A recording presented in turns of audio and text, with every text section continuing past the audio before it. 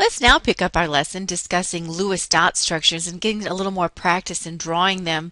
We have seen that Lewis structures are representations of molecules showing all electrons, including bonding and the non-bonding electrons. Of course, we talked about a single covalent bond that would exist in a molecular hydrogen, single covalent bond that exists in molecular chlorine.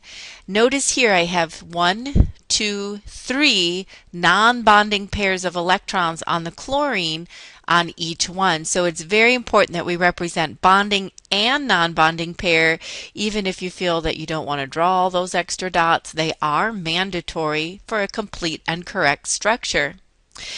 Let's take a look at a step-by-step example looking at PCl3, phosphorus trichloride, a molecular compound. Notice here, number 1, it suggests that you first start by finding the sum of all the valence electrons of atoms in the polyatomic ion or the molecule that you're drawing for. Now let me kind of model what that means. If you find phosphorus on the periodic table, it is indeed in group 5A. So the group number determines how many valence electrons, how many dots is the phosphorus going to contribute to our particular structure, and that answer is 5. Of course, chlorine, who lives in group 7A, will each contribute 7 electrons.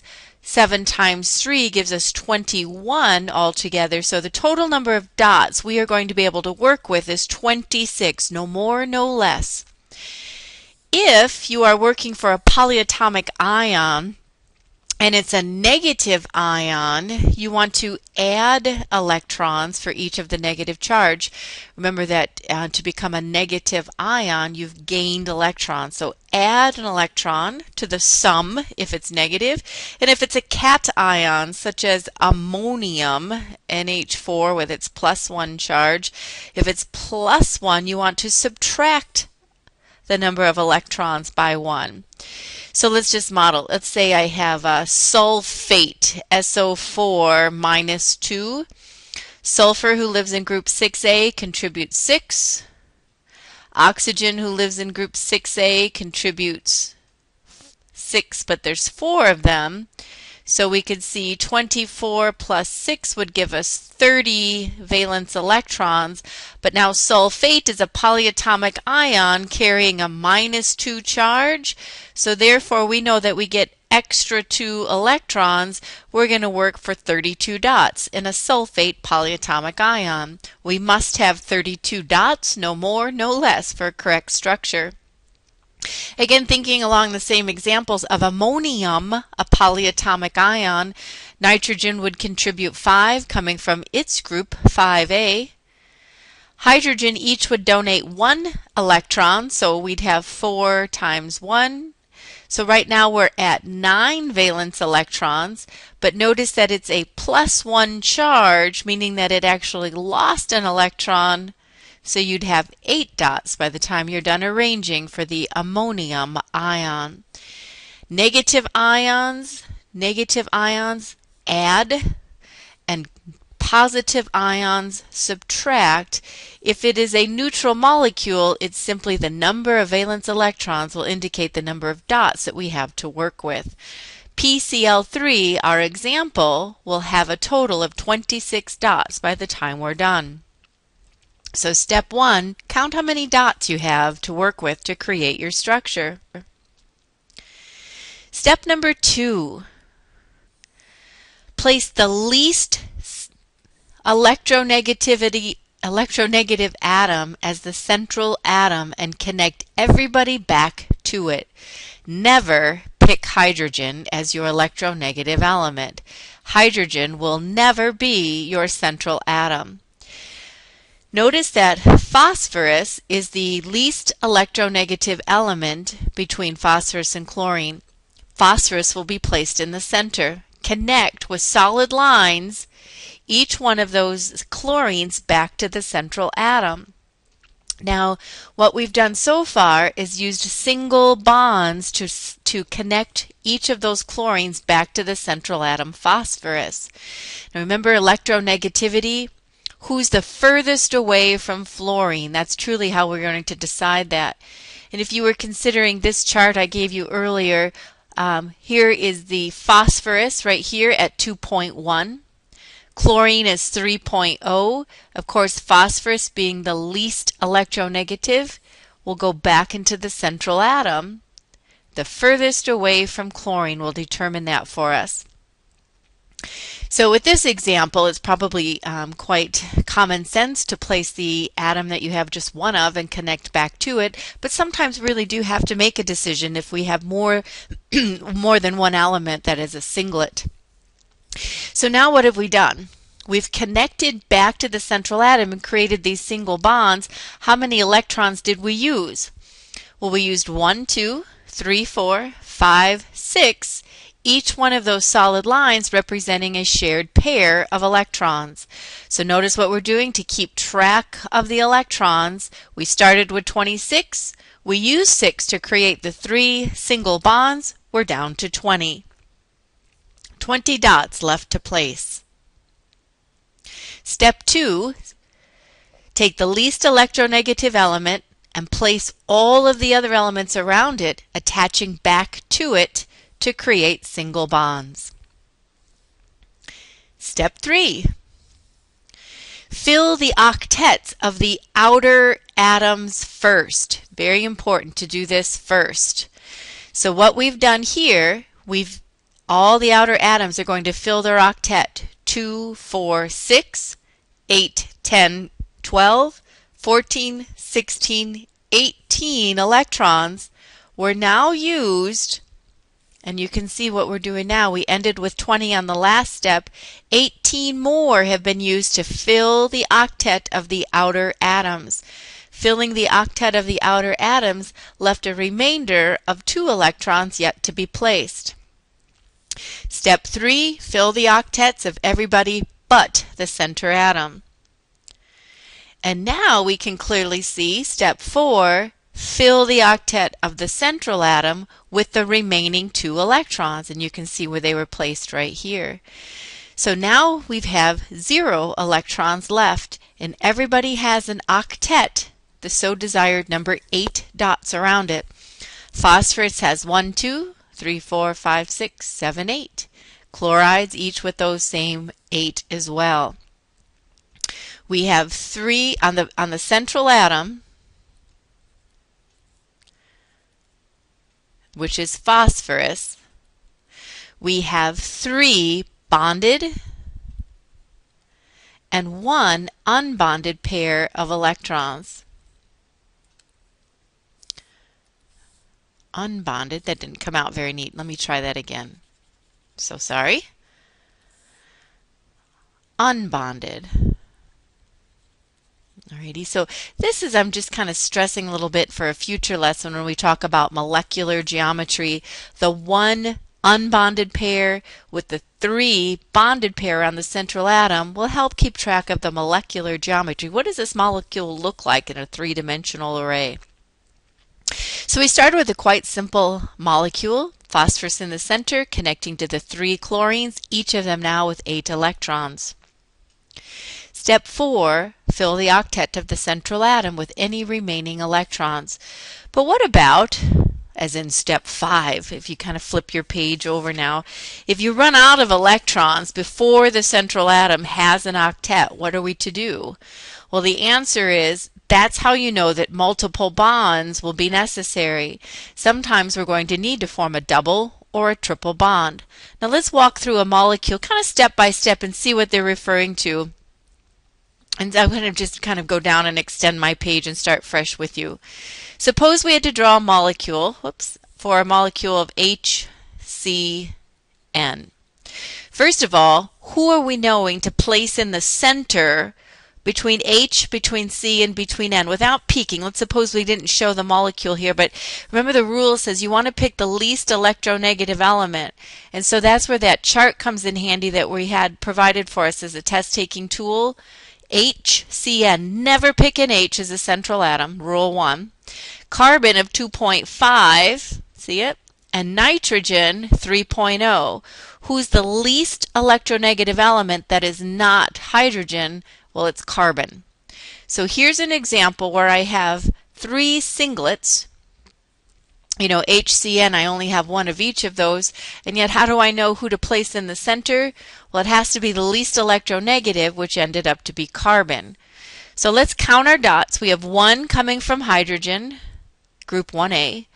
Carbon donates 4, and nitrogen has 5 valence electrons, group 1A, 4A, 5A, respectively.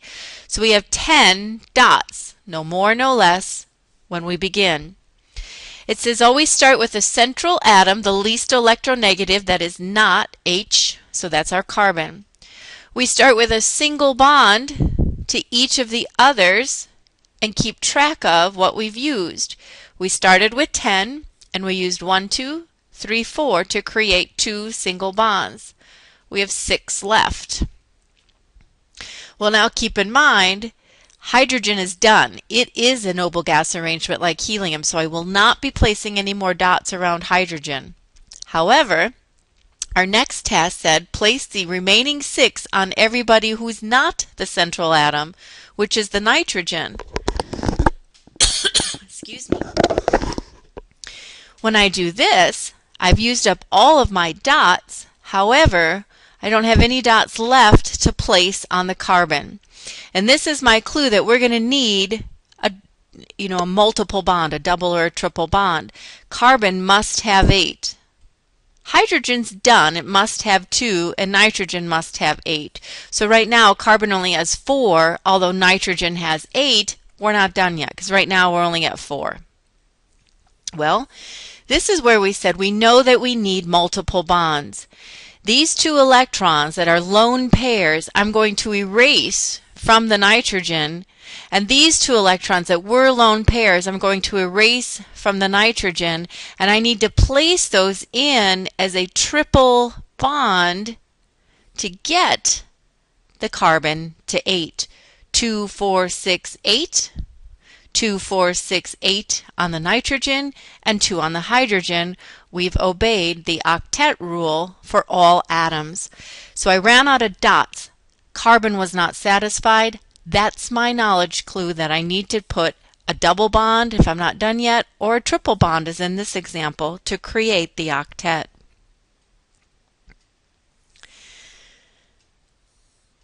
The last step says we need to assign formal charges. So for HCN, Rule 5, we went through and kind of talked here. Now it says, let's discuss formal charges. And that's the actual fill in the blank for line 6. We assign something known as a formal charge, and it's just a bookkeeping method. It is not the charge on an ion, very similar to what redox numbers were, oxidations. It's a bookkeeping method. Oops, I forgot the method. Bookkeeping method is what I'm trying to write there. So what we're trying to do is to just keep track of how many electrons we have for each atom, and is this really the best connection, if you will, of the way the atoms can arrange themselves. So let's discuss this concept called formal charges.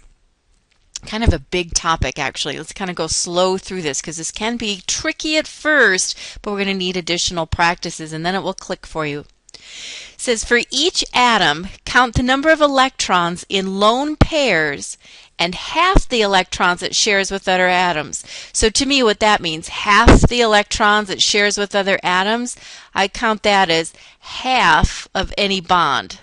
Half of electrons that are in bonds. So those solid lines that are connections of a covalent bond. All the lone pairs plus half of whatever's connected to another atom. Now it says subtract that from the number of valence electrons for that atom. Remember the valence electrons? That's coming from its group number. The group number determines, where it actually lives on the periodic table is going to determine how many valence electrons it has. That's the difference here. Say valence electrons minus the electrons assigned, and you're going to come up with a formal charge. Let me kind of model this, and please draw this with me. You have a spare spot room to do this with carbon dioxide. And I know that the work is here, but let's go through it slowly to kind of make sure we see what we're doing. We're told to draw carbon dioxide. Alrighty. So here we have 4 valence electrons, group 4A from carbon. I'm counting my dots. Oxygen lives in group 6A, so it contributes 6 valence electrons, but there's 2 of them. So 12, 13, 14, 15, 16 dots by the time I'm done. Alrighty. The least electronegative element, carbon. And carbon gets placed in the center, and the directions say connect the other 2 back to the center and bookkeep. How many electrons did we use so far to connect the oxygens? Well, each line represents a pair of electrons, so we used 1, 2, 3, 4. That gives us 12 electrons left. Now it says fill the octets of the atoms other than the central atom. So we have 1, 2, 3, 4, 5, 6, 7, 8, 9, 10, 11, 12. No dots left. So carbon is not done. Oxygen has 8. This oxygen has 8, but the carbon in the center is not satisfied. So now we know we need a multiple bond. What we're suggesting by the formal charge is how do I go about making sure I've created the best structure in terms of how I arrange the multiple bonds. You see, one of the possibilities, as they're illustrating here, suppose I took both of these and placed them into the center to create a triple bond. That really would give carbon 8 electrons. It really would give this oxygen 8 electrons, and this one would remain at 8. So it follows the rules in terms of the octet rule, but something's looking a little off, don't you agree? And the word to me is always common sense, it's symmetry. If I have a triple bond in one direction and a single bond in the other, it's really not a symmetrical fashion. But now I can prove that with something known as formal charge. So this is what we're saying. If oxygen lives in group 6A, and it does, it has 6 valence electrons. How many electrons do we have assigned to it? We have 1, 2, 3, 4, 5, 6, and half of the bonded is 7. So 7 valence electrons being assigned to it. This oxygen has a formal charge of -1. Now here about this carbon. Carbon lives in group 4A, so 4 valence electrons. We have 1, 2, 3, 4 electrons assigned to it. Remember, it's just half of the ones that it's bonded with, so it has a formal charge of 0, which is ideal. But what about this oxygen? Remember, my highlighted dots are gone now. This oxygen still is in group 6A, so 6 valence electrons, but now we have 1, 2, 3, 4, 5 electrons assigned to it. And 6 minus 5 gives us the +1 formal charge. We have a -1 at one end and a +1 formal charge, just a bookkeeping, an arbitrary method of trying to decide what the best possible structure is. So based on formal charge, I'm not liking the triple bond in one direction and the single bond in the other. And if I take a peek at the other arrangement, and draw that with me, if we had done carbon double bond O in either direction, notice how the math favors 0 on all the atoms in terms of formal charge. 1, 2, 3, 4, 5, 6 on each of the oxygens, giving us a formal charge of 0. Carbon remains at a formal charge of 0. This becomes the ideal molecular structure based on this little bookkeeping method known as formal charge. If you can alleviate a formal charge by moving a bond, do so. The best Lewis structure alleviates the formal charge. It is the one with the fewest charges. It puts, if you have no other choice but to have a formal charge, and some molecules really do, the choice says the best arrangement is to put the formal charge on the most electronegative atom. Closest to fluorine is the most electronegative atom. So let's take a peek at what we've done with this example. Let's draw this in together. You've got an example where NCO is drawn 3 ways. Put it together. In one case, draw this with me, we have N, 3 dots around it, 3 sets of lone unbonded pairs, single bond carbon, triple bond O, a set of dots, and notice since it was negative, you know what, I think I might have missed that when I typed it in your notepad. It is a polyatomic ion, so be sure you're making this correction that it is a negatively charged ion. NCO -1. Make that adjustment in your notes with me. When we draw it 3 different ways, let's do some bookkeeping. Structure 1. Nitrogen lives in group 5A, 5 valence electrons. How many are assigned? We have 1, 2, 3, 4, 5, 6. Half of the bonded pair makes 7.